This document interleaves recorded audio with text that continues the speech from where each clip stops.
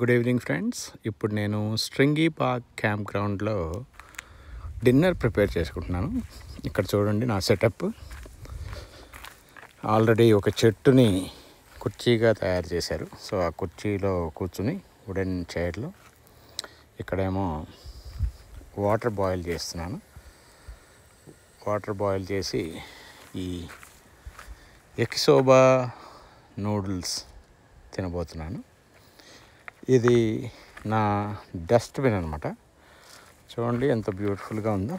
Collapsible bin అనమాట. తర్వాత అక్కడ మా క్యాంపర్ వ్యాన్ ఉంది.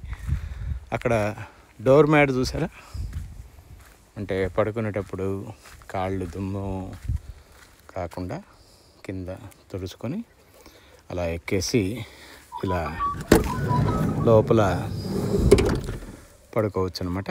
సో ఇక్కడేమో మనకి రెండు అంటే ఇద్దరు పడుకోవడానికి ఉంది.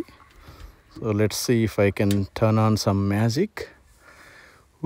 లలా. సో ఈ ఎల్ఈడి లైట్స్ చాలా బాగున్నాయి కదా. And it comes with a remote actually. So ఇది ఫ్లిక్కరింగ్ కాకుండా దాన్ని you can choose different colours. I think I like this cyan color, green, red. రకరకాల మూడ్ని బట్టి మూడ్ లైటింగ్ అనమాట. So I think I'll just stay with this one. అలాగే అటువైపు కూడా ఇంకొక స్ట్రిప్ ఉంది.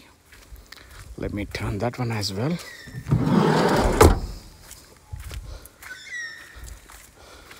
చూడండి ఎంత బాగుందో లోపల చూస్తే. సో ఇప్పుడు రెండు వైపులా లైట్లు ఆన్ చేశాక చూడండి అంబియన్స్ ఎంత బాగుందో. తర్వాత ఈ కర్టెన్ కూడా వేసేసుకుంటే టోటల్ ప్రైవసీ.